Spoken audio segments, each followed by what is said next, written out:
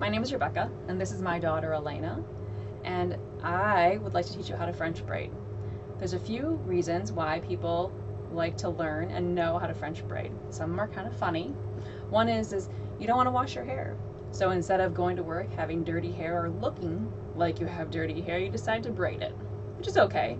Sometimes it's better not to wash your hair every day, so braiding it is a different and better option sometimes. Another reason would be to spend time with someone that you like. So in my case, I braid Elena's hair a lot because we get to spend time together and we get to talk, and that's a lot of fun. And the third reason is that you want to change your hairstyle without permanently changing it. You actually want to add some body or some wave. By putting the braid in and leaving it in for a little while, you'll end up taking it out and having a little bit of wave involved. I have no wave in my hair, so for me it's fun. You can add wave or body and change your style without actually permanently changing it. So now that you know a few reasons why it's fun to learn and to know how to French braid, let me show you how it's done. First, you need to start with not with a mannequin, with somebody with hair that has untangled hair.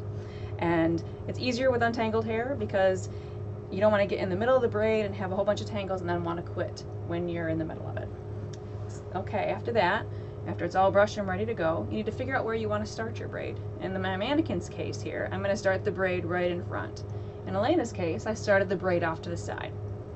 So once you actually figure out where you want to start your braid, you need to subsection the piece off and then take this subsection and sub it into 3 sections, 3 equal sections.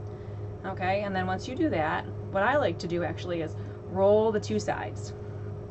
So I can roll them a little bit to straighten them out, any kind of stragglers or lumps or anything. And then when you do a French braid, you always add hair, but not the first time.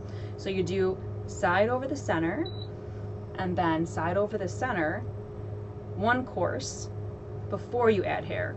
Now in this case, I've gone 1 course, and then I always keep my hair that I'm going to add to, that's my new center, between my thumb and my first finger.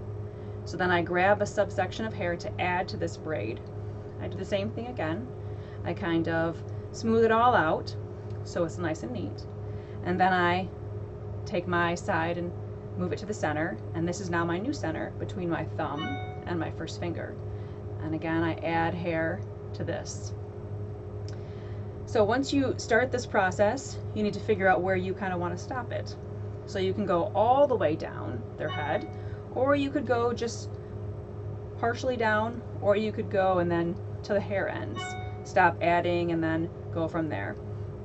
Once you get as far as you want to go, you want to make sure that you have a fastener of some sort.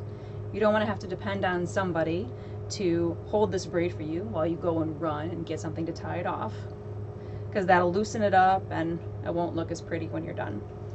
If you do make a mistake, like right here you see that I didn't add any hair on this side, you can go back to that section without having to take the whole braid out and then adding hair to this again, because if that way you don't have to really start all the way over, because you don't necessarily really want to have to start all over. So once you get to the point where you want to and you have your fastener handy, you can go ahead and tie it off.